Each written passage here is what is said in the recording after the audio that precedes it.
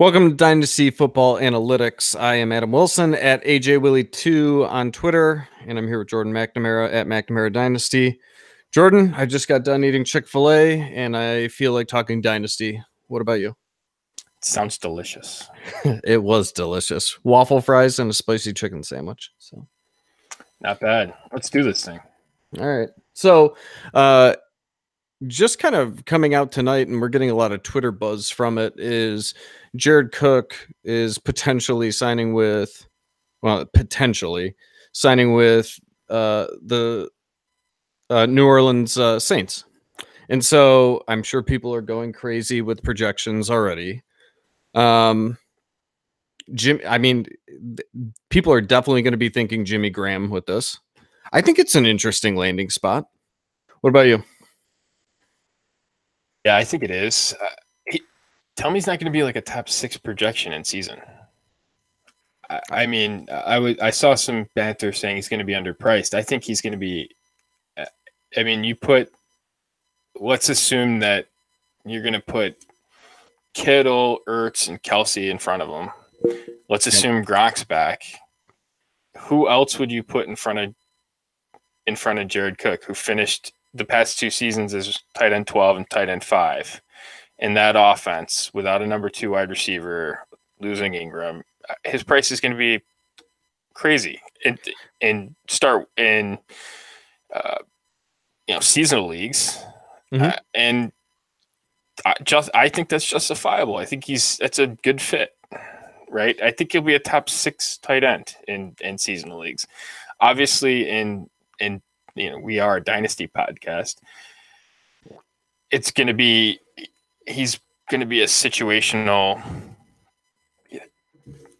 bridge type guy. But I own him in a couple spots. Like, we picked him up. Chad Parsons and I, my co-host over at UTH, we picked him up crazy late in a startup last year and started him essentially every week. It was a start 2 tight end league. Yep. One of these diabolical things. And he was a plug and play. And I think he was like tight end 28 in terms of the order of how things went off the board. Yeah, and he started off crazy too. He did. He had a huge start to the season. Yep. And he's still going as, in March ADP, he is tight end 22 at DLF, 195 overall. How does that suit you? Behind Mark Andrews, Vance McDonald, Mike Gesicki, Irv Smith, Ian Thomas, which is clinically insane, Chris Herndon, Kyle Rudolph, Trey Burton. Yeah. He's going to skyrocket after this. Not only in just ADP. I'm just talking about, just like what you said, which tight end is he going to be drafted? So, I think that people are probably initially thinking that guys like Njoku are going to go before him. I don't think that's going to be the case at all. Like, I don't You're even talking in redraft, or you're talking no in Dynasty. I'm talking about ranking wise. Like, if you were just ranking the tight ends, like I think in Dynasty, you're going to go Njoku over him, but I think for people that want to win now and don't care about age, I think you could potentially see him go ahead of him. Go ahead of Njoku. Yeah, and one thing I would say about age is once you get to a certain spot, age, I think the conversation on age, and I wrote about this a lot in the book. I had a 20 chapters, like 20 pages in the book about age. And I think the narrative on age is really wrong. I really do. And the way age is understood, and this is probably a long form in a different show, but I think that age is classically misunderstood. And it's specifically, people apply the same principles across positions, and that's not the right way to go about it. And tight end is one of those positions where I don't really care about the age. And is it nice to have a super productive player at tight end like Evan Ingram at 22 years old? Yes, that's great. But outside of, there's only 7, 8 guys that fit a stable core level asset in terms of dynasty tight ends, depending on how you feel about guys like Ebron and Gronkowski at this point. There's a little around the edge, but I see a solid tier out at 1 through 8. And there's probably a tier break in there as well. But outside of that, I mean, give me the productive guy who has a track record of being productive. And I don't really care. The guys that age and are still playing into their early to mid 30s, they're typically productive players who remain in viable offenses. You don't think that that remain viable options in an offense. Jason Witten, right? All of these guys just aged and just kept playing forever. Now, Jared Cook's not Jason Witten, obviously. And Jason Witten's probably be a first ballot Hall of Famer.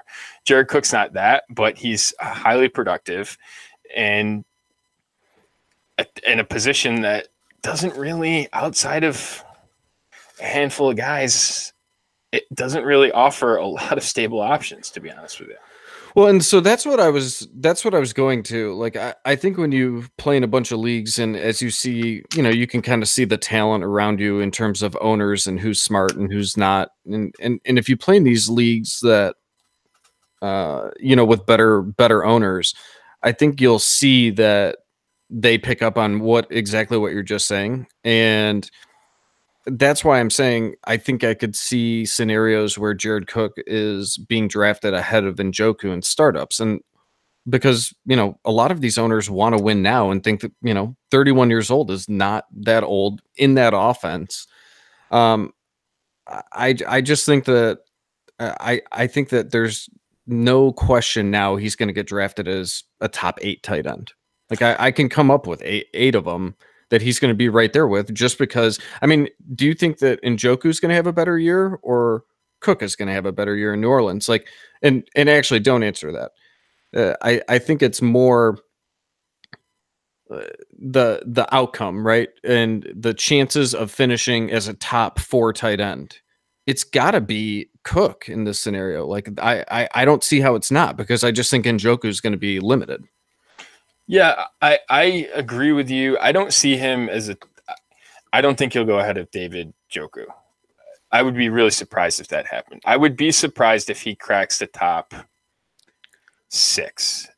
Is there a scenario where he gets into the Hunter Henry, Eric Ebron, Noah Fant, TJ Hawkinson, that sort of range?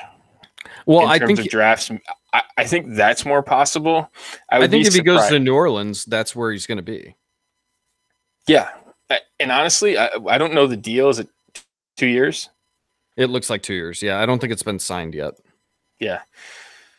I mean, his price is definitely going to rise. That's without a doubt. I mean, and it will go, his ADP is 195 right now. I think you can cut that in half. Yeah, for sure. At a minimum. And to be clear, I'm not saying that I'm valuing Cook ahead of Njoku. I'm simply saying that's what the market is going to show. I just think you're going to see people that are going to make that decision and go with Cook, because I think he's got a better opportunity to be a top 5 tight end than Njoku does this year, because they're looking short term. A lot of these guys that we play with, at least I play with, I shouldn't speak for you, are trying to win now as well as the future. So, sure. And yeah, tight end's one of those positions where I think you have to pick a lane. Mm-hmm. And this is a good example of this. I think you should either pick let's get a stable young option, right? The Evan Ingram type of, you can go really early and go that lane, or you can go, which I'm not a huge fan of for a variety of reasons. I'm not a huge fan of reaching way up and getting Ertz or Kittle or Kelsey. It's just, from a team build, I think it's tough to put together. I agree. If you go in the Njoku, Evan Ingram, high pedigree, high floor lane, that really, I think, builds your team a certain way in terms of, you can play the position pretty tight, or you can get a stable veteran, a couple stable veterans later, or a stable veteran and a young and up and coming guy later. Try and play it that way. I think those are really the three lanes. What I don't want is taking guys that aren't stable options in the trying to take upside guys in the 10th through 14th round, where you're taking shots on guys who haven't really produced yet, right? And aren't high pedigree guys, right? So your Ian Thomases of the world, that's a trap to me, right? I would rather either be in the Ingram lane or the Jared Cook couple of years, and we'll kick the can and see what happens then. Yeah, so sometimes I miss out on those tight ends. So I think I do it a little different. Like I think I'm probably missing out on Joku and Evan Ingram this year. I like to grab that rookie or young tight end with the pedigree that I like. Like last year it was Dallas Goedert, right? So I made sure I picked him, and then I would pick either a solid veteran, like you were saying, like Jared Cook, Charles Clay, guys like that that'll just fill in the meantime. Ben Watson, and then a guy somewhere in between there. So yeah, I kind of go the same route. I'm just trying to get a little bit out of production until that rookie can grow into, the player that I want him to be. Like last year, it was Goddard and Andrews. So I was drafting Goddard, then I would draft Mark Andrews, and then I would get I ended up with Ben Watson last year. So he was a guy that I was targeting in startup draft. So I would get those two young tight ends and then grab a Ben Watson type just to get me some points this year. So. Yeah. I think again, we talk team building, and we'll probably talk more about this as you go on. I think identifying these decisions in advance is a really good way to go about, hey, here's basically 2 or 3 different ways I could go about this. If the draft breaks this way, here's what my team will look like. And this is sort of the plan. And I think I think there's 3 or 4 ways you can go about it. And it's nice to have that plan going into a draft. Now, in the tight end premium leagues, like the 2 tight end leagues, I'm absolutely going the same route as you. Like I'm trying to get an Evan Ingram or Njoku or one of those guys that are in the top 8 that are on the younger side. I would definitely be. Last year I was targeting those 2. This year I was targeting I'll be targeting those 2.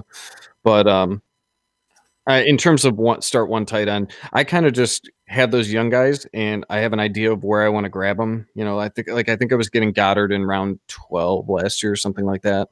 So I know ahead of time where I'm going to get them and where I'm going to pick one of the. And Ben Watson just happened to be one that was in a cluster that I got in a bunch of leagues. So it wasn't because I liked Ben Watson more than other tight ends. There was a group of them, and that was the one that I ended up settling on. So sure. What'd you think of the Josh Jacobs news this week? Yeah, so that was like the other thing. Everyone's got an opinion on this. So my co-host on my other podcast, Top Dog Dynasty, Chris, he put out a tweet at me, wanting my opinion on it, and I'm like, I'll just grab him later on at 109 if people have an issue with it. So I still like him profile wise, and I'm not saying that he's going to fall to 109, but if people are going to let him drop, then I'll happily draft him later, either move up for him or whatnot. He was a little slower than I wanted, but keep in mind, this is unofficial. And a lot of times these guys run slower than they would at the combine when they could go to their pro days. I don't particularly like the fact that he ran a 4.6, but when I watch his tape, I think he runs faster than that. Even so, I think the player that a lot of people compare him to, which I don't really think is a fair comparison, is Alvin Kamara. And I know I expected Kamara to run faster at his combine, and he ran 4.56. So I'm not all concerned about this. And if this means that I can get Josh Jacobs a couple spots lower in the first round, then I'm pretty happy about it. So I saw this today, and I think it's super interesting. Gil Brandt, who is plugged in as a media person in the NFL that you can find. Yep. He tweeted out today when I asked my scouts on the ground at Pro Day about player workouts, they classify them this way: great, very good, good plus, good, average, okay. My scout at Alabama's Pro Day yesterday added another category for running back Josh Jacobs: exceptional. Jacobs cemented his first round status. The 4.6 number, and I was talking about this earlier this week. The 4.6 number to me seems odd for a couple of reasons. One, he ran 4.50 last year, right? The Alabama has their, I think they call it junior day or whatever. It's a mock pro day. They get timed, and they're good at these sorts of things. That's how they constantly churn out pros. They then, right now, he comes out, doesn't run at the combine, says it's a groin, runs 4.60 at his pro day, and people are hand wringing. I kind of wonder if it's not a scenario of he wasn't in the best shape because he's coming off the groin.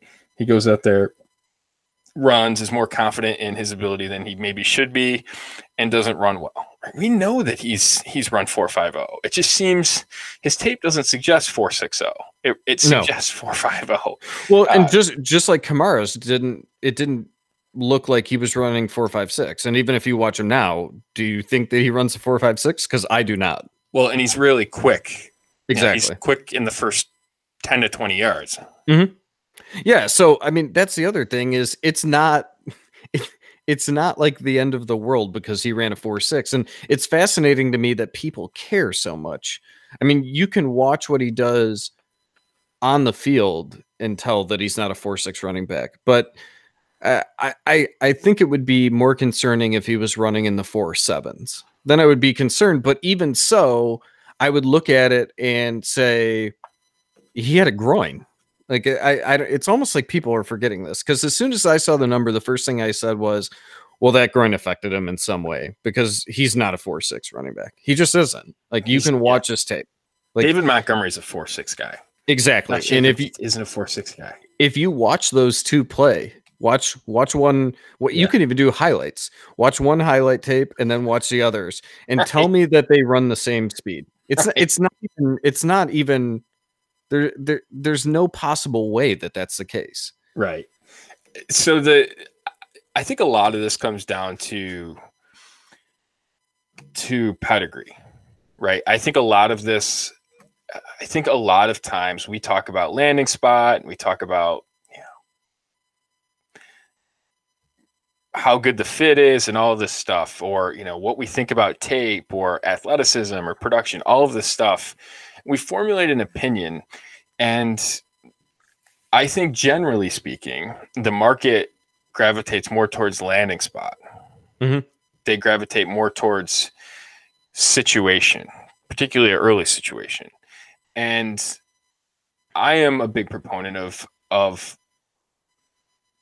really regressing your opinions towards the draft pedigree, right? Towards the where are they taken in the draft? Because the NFL teams, whatever you think about drafting, and they miss a lot, and that's just the nature of the game. But they know so much more about these players than we do. They're just in a position to know a lot more in terms of interviews and all of the tape that they've watched, and they're professionals and we're hobbyists. I mean, let's be honest about it. They just know a lot more about the players and their backgrounds and everything than we can possibly be in a position to know. And we should really factor that in. And you hear professional bettors who have models, and I listen to a podcast, Bet the Process. It's Jeff Ma and Rufus Peabody. And I love Rufus, Jeff Ma.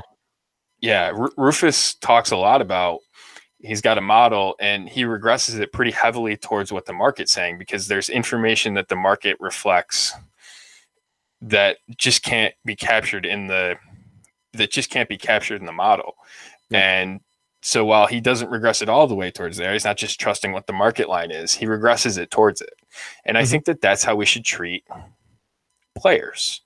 And so you see a guy like Jacobs, and if he goes higher than we expect, I think it's something that we really should think about it in that way. So the Gil Brandt thing opened my eyes quite a bit, because I didn't suspect after this that he would be going quite that high, right? I thought he would settle into maybe being a mid round 2 type back. But the fact that Gil Brandt comes out and says that he solidified himself as a round 1 running back, that's eye-opening and really interesting to me.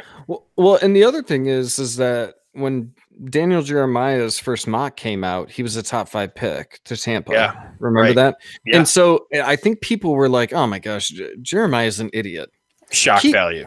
Yeah. People thought shock value, right? Yeah, and then there was that. And I mean, this guy's like he's a former NFL scout. And he still has connections. And I'm not saying that this is like, I don't mean to like try to pump up Josh Jacobs. I obviously like him, you do.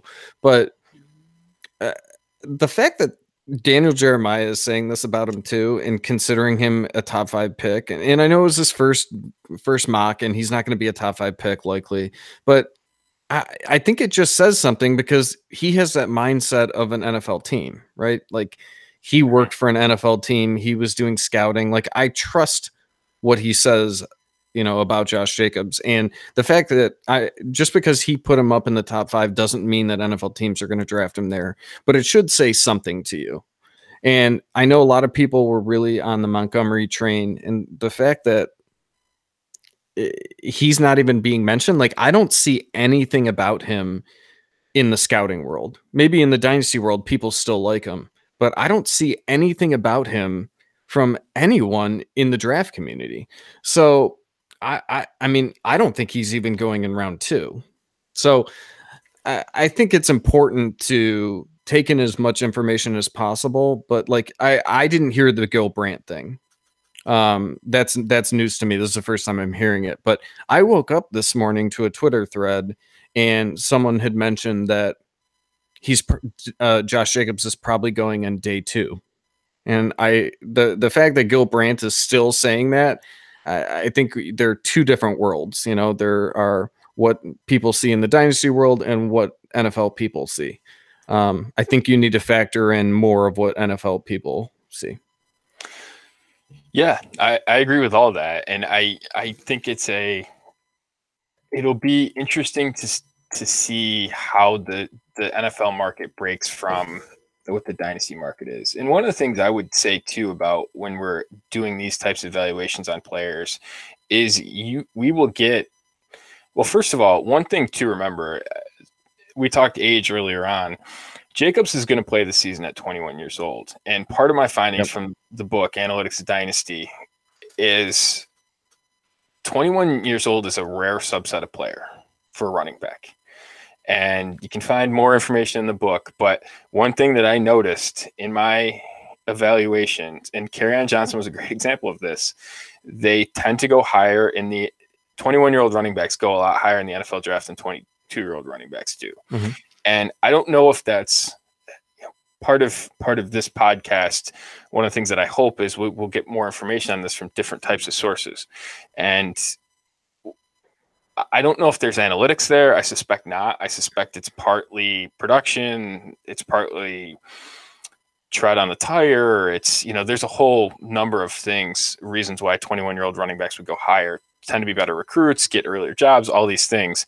But it is a definite trend.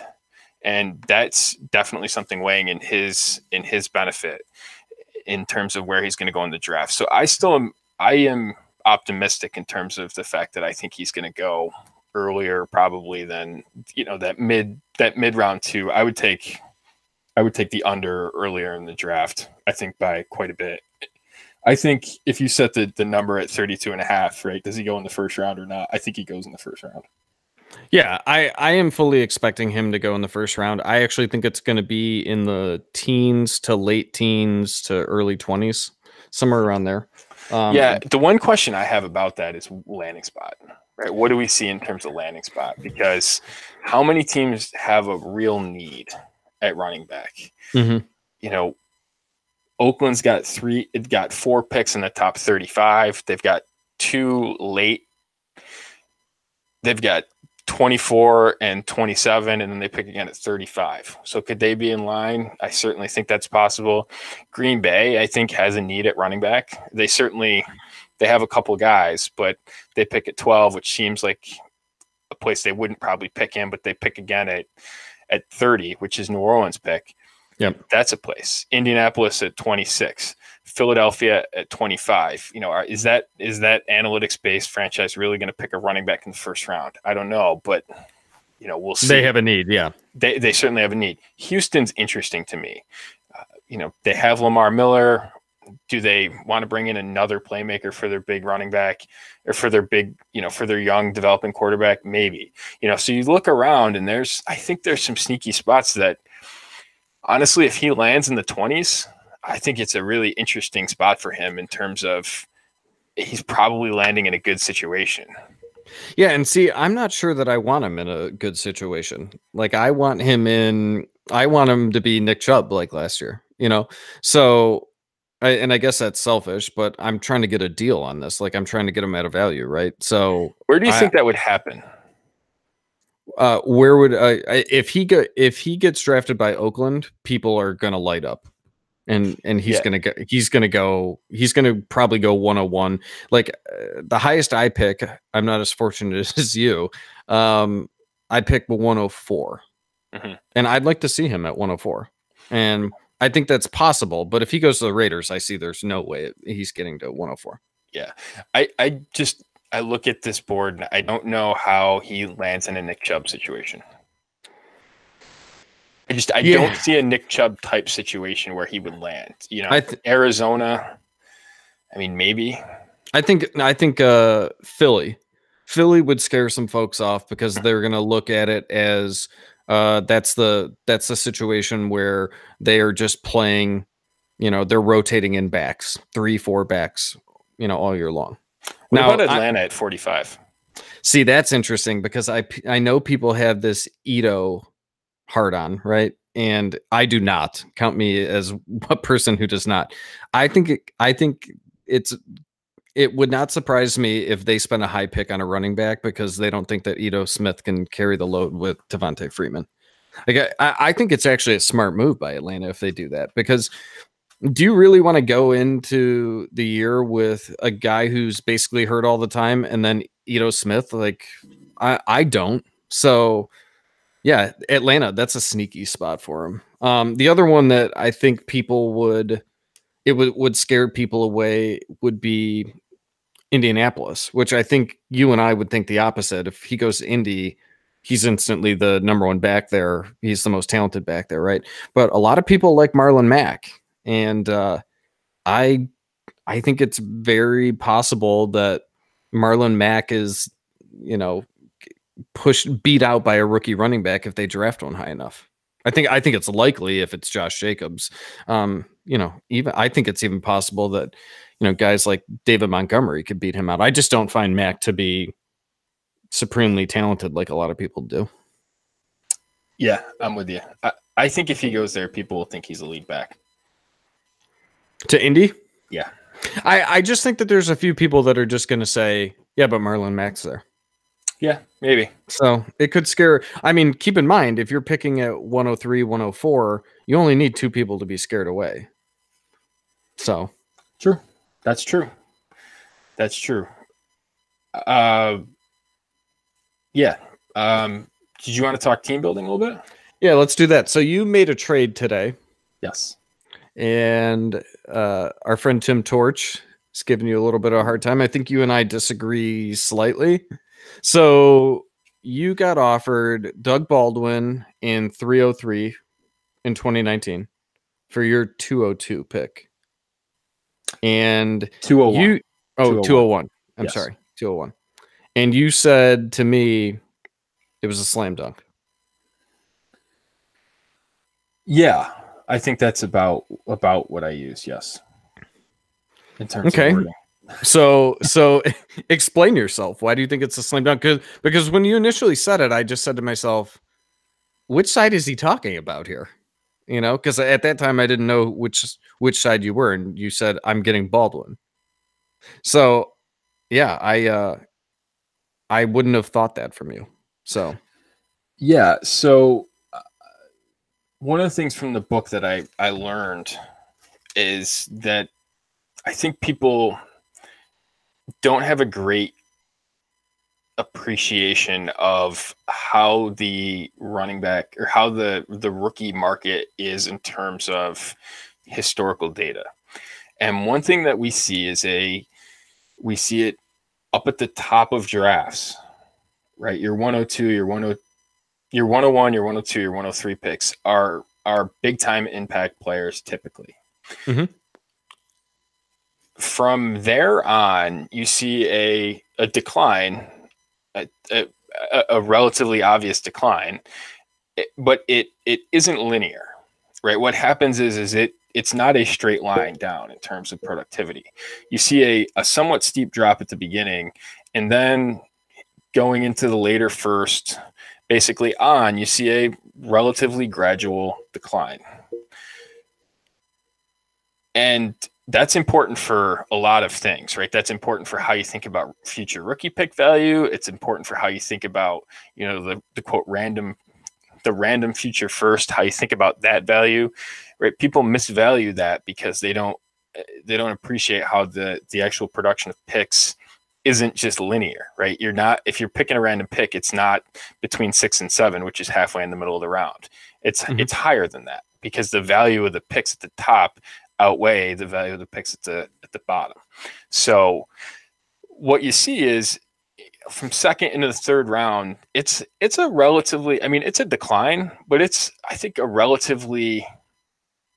it's not as steep of a decline as you would think. And in a down class, you know, I'm not sure how great the end of the beginning of the second round is going to be. And there's plenty of guys that I am going to like in the same relative range of 10 to 25 or 10 to 30. I don't think the gap between those players is that big. And there's some of them that, particularly right now in ADP, I could get players that I like better at 303 than I could at 201, right? I could reach reach one round. I got to be careful with that. That was the thing. You're known for your reach around. So don't reach around. Reach one round. This is at least the second time I've heard this. You say this on a podcast. So that's like I got to put out the 2020 first, the 2020 first round pick. Yeah. So the reach of one round up in rookie value, right, I don't need to do that to get some of the guys that I'd be targeting. And, you know, some of the people I think that are being pegged right now are actually going to go higher. So I'm taking a little bit of a gamble on the market, but I look at a guy like Doug Baldwin.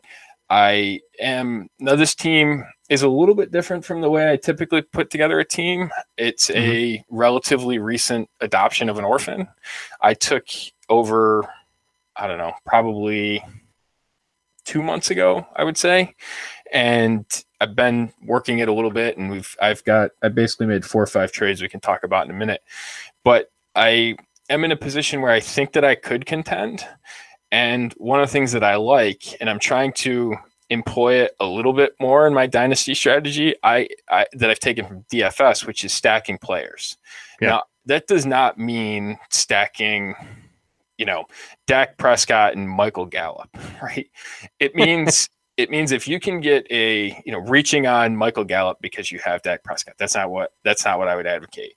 But it means if you can get a discount or a deal on a player that is depressed in price, that has shown a history of being able to have high production, and you can get him and you're stacked with a quarterback, that's the type of thing that can outproduce the expectation that you would have for a relatively new adopted orphan.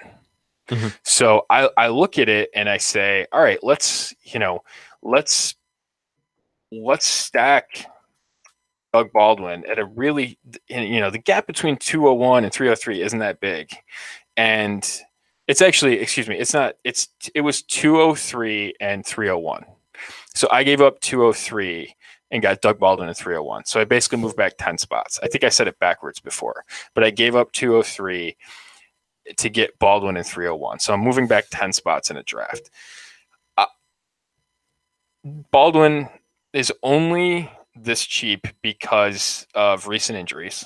Yep. If you look at his 2015 through 2017 finishes, wide receiver 10, wide receiver 8, wide receiver 14.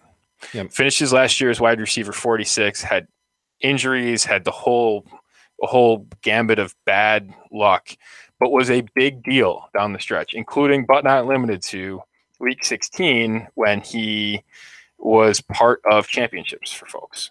So I see a player who is clearly eroding in terms of his valuation, but I think still has startability left. Mm-hmm. And, he says today on a podcast or a radio appearance that he still has more procedures to have done. I get this offer, and I had actually seen the news, and so I knew why the offer was coming, and I didn't know particularly what the procedures were. It looks like it's actually a core muscle injury or a hernia type situation that he has to have fixed. Okay. That should not. He has had cleanups on his shoulder and I think a knee in the offseason already. So he's going to probably get this core muscle thing. They think that he's going to be ready for training camp is what they've said. And that's obviously 4 or 5 months down the line from now. But the core hernia surgery isn't going to be what keeps him off the field, right? If, they said before today that they expect him ready for training camp, and it's not going to be the hernia thing that keeps him from participating. So, I'm not here to poo-poo the seriousness of hernia surgeries. Obviously, any surgeries is serious, but that's not something that's going to take months and months to rehab from.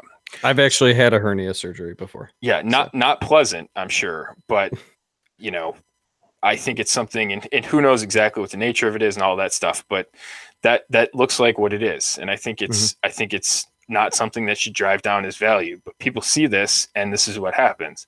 When you get an offer like this and people are looking to sell, I'm always a fan of when the market is scared, I'm interested, right? I'm always willing to buy fear.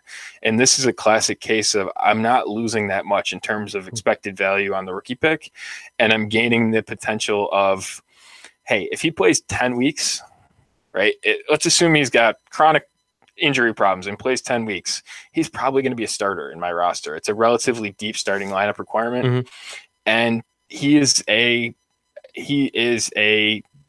probably my wide receiver 4 and probably in my starting lineup.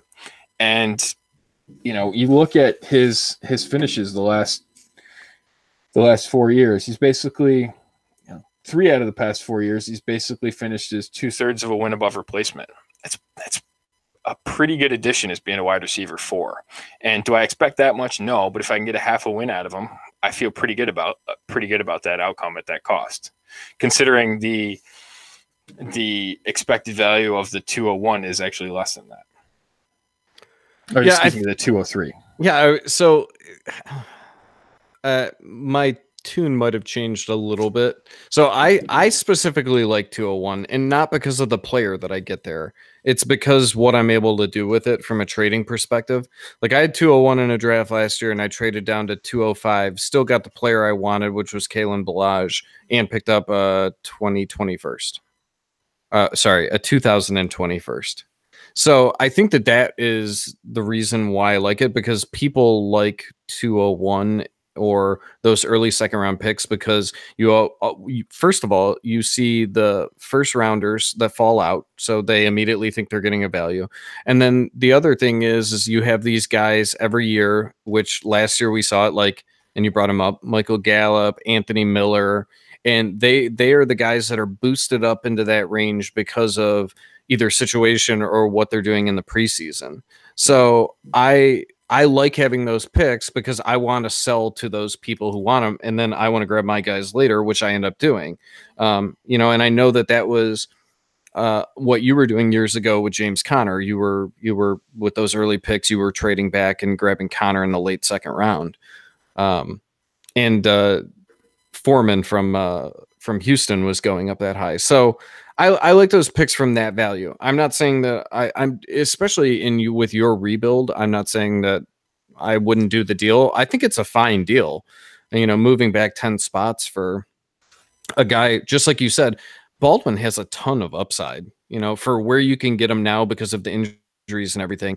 I mean, he's been a very productive receiver, basically every year but last year because of his injuries. So I think he's probably going to end up starting for you. He's probably going to be your wide receiver 4, and you're probably going to play him every week. So I definitely am not killing the deal. So yeah, and to give you an idea, the 112 in rookie drafts is essentially the 100th overall pick historically. This year, I think it's probably going to be a little bit later than that because people are down in the class. But historically, that's about where the 112 falls. Gotcha. Doug Baldwin's going at 97 right now. Yeah. So does that price drop? I'm sure. But when you look at who's going behind him, I don't see a lot of top 18 upside in the receivers going behind him. And you figure I'm not moving that far down in terms of picks. I'm probably moving down 3 or 4 rounds by moving back 10 picks.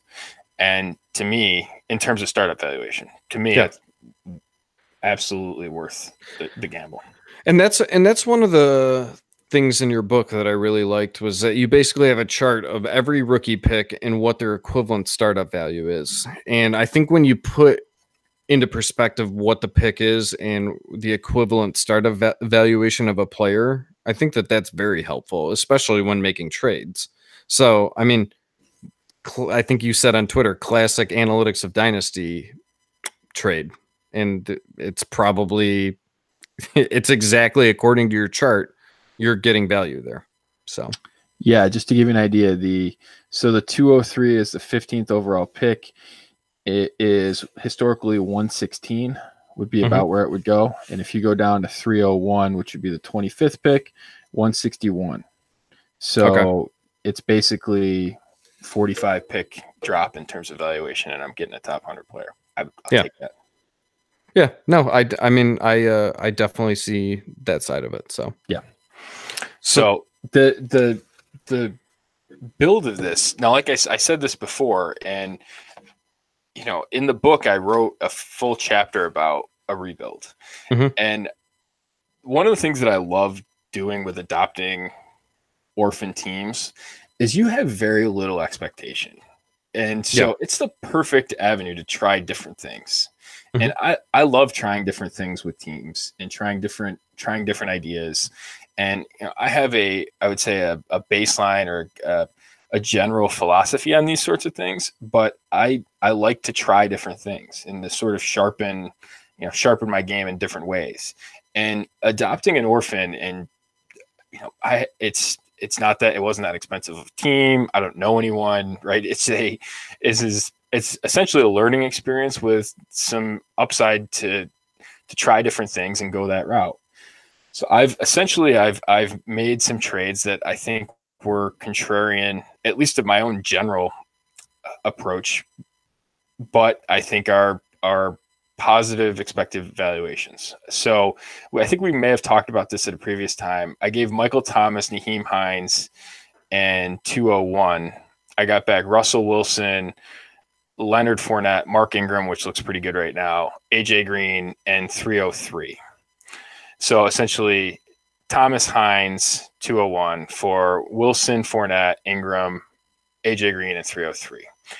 I basically got 3 depressed asset guys plus Russell Wilson thrown in, and I moved down around in rookie pick valuation. So that was the first start of this. I traded Deion Kane for Peyton Barber. Peyton Barber, I think, is probably the cheapest starting running back in the NFL right now. Does that last? We'll see. But I think he's a pro. So I think he's a bye week fill-in type or a potential back end of the roster. I got to start 10. I can start up to, I think, 5 or 6 running backs. So he's definitely in that conversation for me. I then made a trade of I gave 301 in a different deal and a couple of throw-in roster cloggers who I was going to cut, and I got back LaShawn McCoy and Rod Smith. Okay. McCoy, again, probably a capped upside type play, but in that Peyton Barber of fill in back end of the roster, would rather start a starting running back than a flyer wide receiver as my 10th starter. Rod Smith, does he end up back in Dallas? Does he end up someplace else? Is he the backup to Dalvin Cook?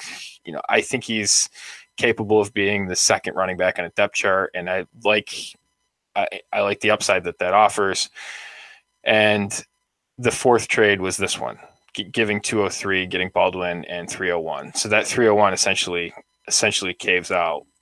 This trade basically cascades out to being 203 for Doug Baldwin, LaShawn McCoy, and Rod Smith. And that's not something that I typically would go about building a roster. But in terms of this, it is interesting. I have the 101. I've got guys that I think are depressed value players right now. And if things break right, I think I can certainly be a playoff contending team. No, I mean, I like all of those. Yeah, and you're right. I think we talked about all of them on some of our YouTube lives, but I think the reason why, and I think you put it out on Twitter, the big trade involving Michael Thomas. I think that the reason why people were down on that trade was because you picked up depressed assets, right? They're depressed for a reason. AJ Green is old and gets hurt every year, and Leonard Fournette, got hurt all of last year, and Russell Wilson had a down year. And so they look at that and then they think, well, Michael Thomas is a stud. He's a first round startup pick. I mean, I think that it's grabbing depressed assets like that is just good process, right? I mean, those are the guys that you're looking for every year. And we talked about it earlier, specifically Fournette. I don't know why people don't like him. But again, this is another, like we talked about it earlier. NFL teams drafted him, an NFL team drafted him in the top 5 of the draft. So why people would be down on Fournette? I mean, where he's going in startup drafts is just crazy to me. A top 5 NFL draft pick at running back on a team that doesn't really throw the ball and plays good defense. I mean, what am I missing here? Right. Yeah. He's in the same conversation with Aaron Jones. Like, people are talking about Aaron Jones versus him. It's not even close. Like that's sheer insanity. You're talking about a day 3 running back who is in a good offense, from what we can see. I mean, Green Bay can just cut ties with him now. So at any time and move to a different running back, just like you said, about them drafting one potentially. So I mean, Fournette's got the job and he's going to have the job. They spent a top 5 draft pick on him. It's baffling to me. Certainly. So I went ahead and looked at it a little bit in terms of the warp expectation, right? Wins over replacement, and just to see how much this really adds for me. And it's just going off of what last year was. Baldwin essentially was a replacement level guy in terms of his value. He was right around 0. AJ Green missed some time, but was basically 0.7 of a win above replacement. Fournette was half a win above replacement and basically half a season. McCoy, a quarter of a win. Barber, a quarter of a win. And Russell Wilson was 0.9 of a win. So you're looking at, I'm adding almost 2.5 wins over replacement just based off what last year's stats were. And I think all of them are depressed asset guys of last year. Now, is it possible that Barber and McCoy fade? Yeah. Is it possible Baldwin fades? Sure. But I think in terms of, you look at what Michael Thomas is, and he's a great player, but he was a win and a half above replacement. And that's fine. That's helpful. But when he's your best player and your 3, 4, and 5 aren't anywhere close to that, you're not going to win anything. And so I broke it up, and moving around the board, trying different things. And, I think this is a Patriots. The Patriots do this a lot where they'll just move down and they'll collect a later pick and sort of add a guy, a veteran in just to, make a trade for a veteran established guy and get a later pick. And those later picks that they're, moving a 5th to a 7th or whatever, that the gap between those isn't really all that big. And so when you're getting the veteran, you're still getting the pick later on. That's sort of what this is in dynasty parlance. And yeah, it's some of the reaction to the trade is like, oh, Doug Baldwin's worthless. And I was like, that's exactly why I could get him at this cost. And because I don't think the gap between 203 and 301 is all that big. I think it's interesting how you broke it down with WARP and how Thomas is essentially a 1.5 and what you got was 2.5 wins in those deals. And that's exactly what I think you need to be doing if you have an orphan like that. I mean, that orphan had really good pieces, especially at wide receiver. I know there was Michael Thomas and Mike Evans and Corey Davis, but you were going to have to trade one of those guys because if you were going to just sit there, make the picks and not make moves with these guys, you're exactly right. Your players 6 through 10 that you're starting, you're just not getting any production out of them. So you had to figure out a way. Now I'm going to have to hit you up on all trades that I'm looking at, but I don't know if you're going to be able to calculate the WARP fast enough. So, because that definitely would come in handy, but yeah. And I think it's a different way to look at valuation, and it gets you away from a lot of the narrative, right? Let's talk about what actually matters, which is winning games. And that's the benefit of WARP, right? You can look at it and say, hey, here's what it is. And it's not the perfect fit for every lineup construction and all that stuff. I mean, I talk a lot about it. This isn't the place to break it down in detail, but I talk a lot about it in the book. And this is how you can sort of see it break down. Right, because it gives you the ability to actually think about value and think about players and how they help you and how to actually go about it. Add in the fact that I have the 101. That should be about a win over replacement. That's typically, depending on position, you can expect approaching a win over replacement from that in a rookie year. And now we're basically almost 2.5 or 3 wins above where we were last year. And I was the team was 4-9 or something like that.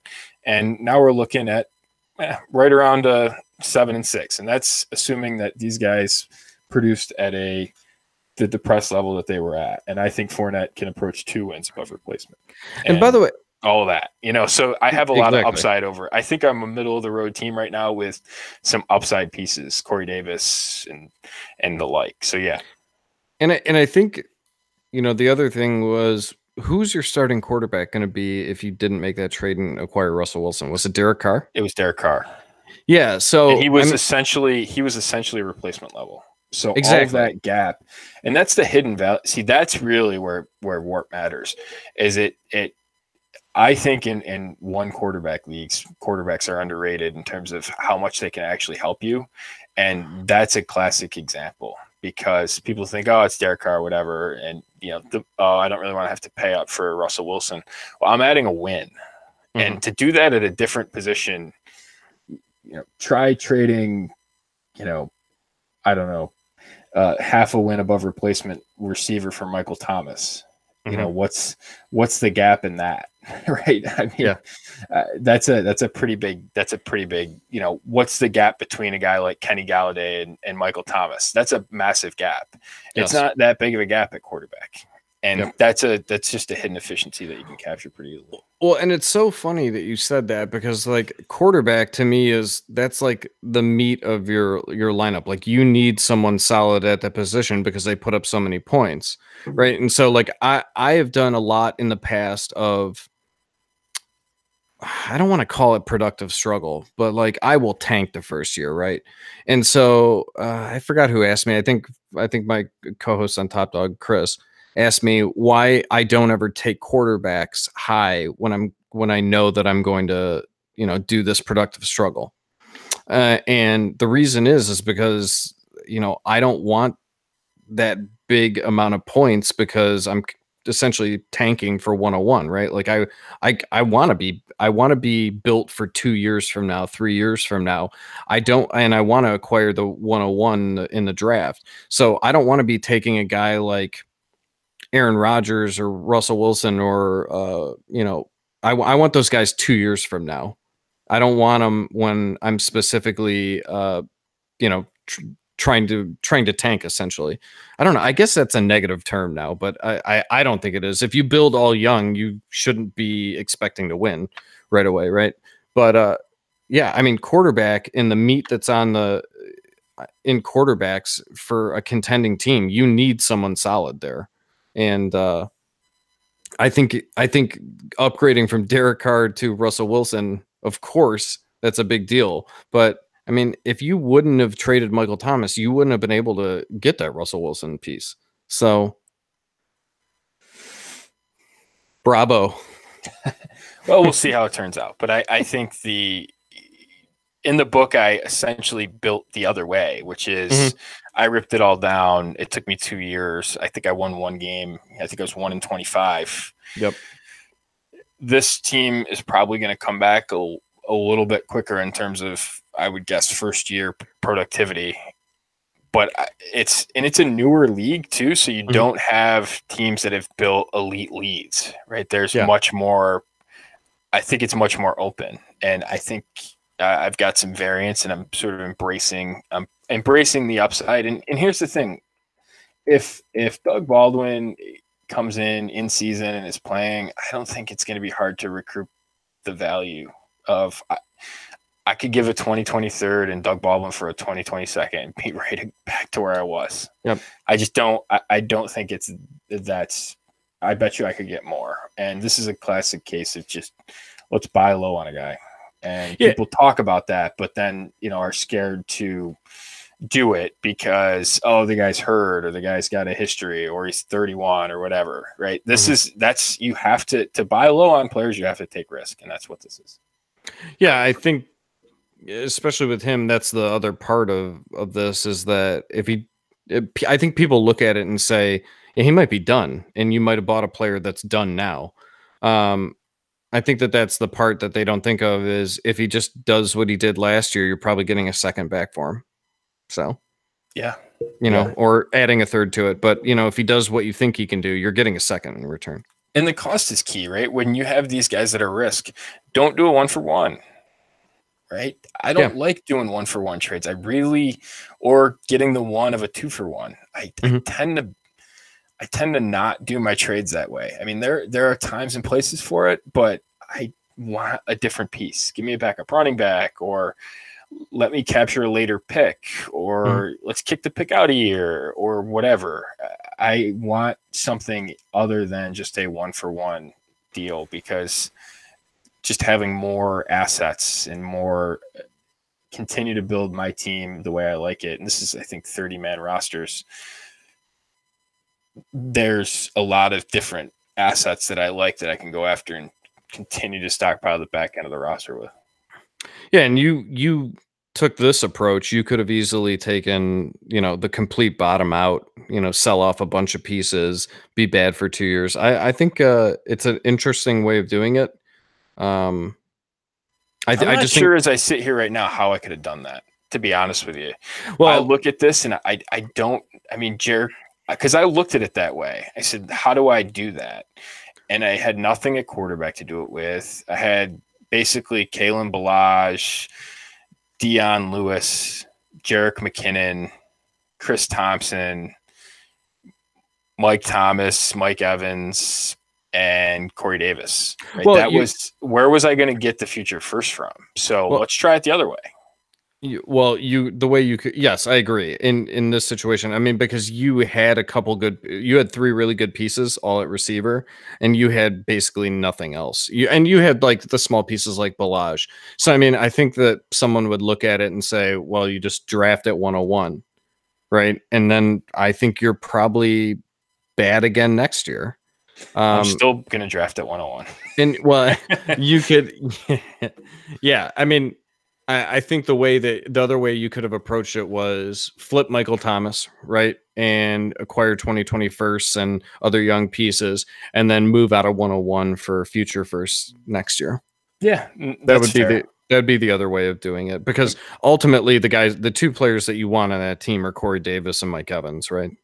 So. Yeah, and would I have been able to do the same thing with Evans? Maybe, but then again, it's tough to get those guys in their mid-20s that are productive. Wide receivers. I mean, they don't grow on trees. Productive number one wide receivers. Mike Evans is the one that you'd want to keep, right? Because he's putting up that production, and for some reason, he's going in the mid-second round of startup drafts. Whereas Michael Thomas, I think he's probably, because of his situation and being, I think he's productive now. I think he's actually older I think he's older than Evans, isn't he? I think he's 26 and Evans is 25. Anyway, I like Evans' upside and long term. He is older. Wow, I didn't realize that. Yeah, Evans is a year older or Thomas is a year older than Evans. Yeah, I mean, so even though I think he was in the league first, because he came in super young. He was like 20.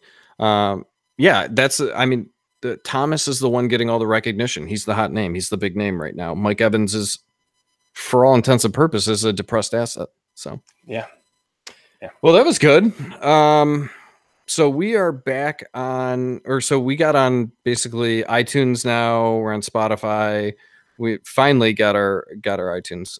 So write a review, subscribe, rate us on anything that you're listening to us on. We would definitely appreciate it. So for Dynasty Football Analytics, I am Adam Wilson, and you can find me at AJ Willie 2. I'm part of the Top Dog Dynasty podcast, and that's at Top Dog Dynasty. And Jordan, you wrote a book. Yeah, you can find the book, The Analytics of Dynasty. You can find it at analyticsofdynasty.com/shop. And there's a lot of the rookie pick stuff. I mean, this is a good preview of some of the stuff that's in the book. So you can find it there and buy it, instant download. This is the perfect time to think big picture about Dynasty, because it'll give you a good idea of what you should target in terms of rookie picks and how you should think about teams. Mm-hmm. I did a lot of work on what last year's team finish means for this year's player production. And I looked at a lot of that stuff, and we see these narratives again every year. It's the same thing where you see these narratives about teams and what it means for player production. And I'll just tell you right now, not a lot of it's true. And so you can go find the stuff in the book, and I think you can find ways to profit. Great. I definitely recommend that myself. I mean, I've read it myself, so I had a good editor. What can I say? Hey, there you go. Proofreader, if you will. So we'll probably be putting out another show here in the next couple days. So stay tuned. But for Dynasty Football Analytics, I'm Adam Wilson. We'll see you next time.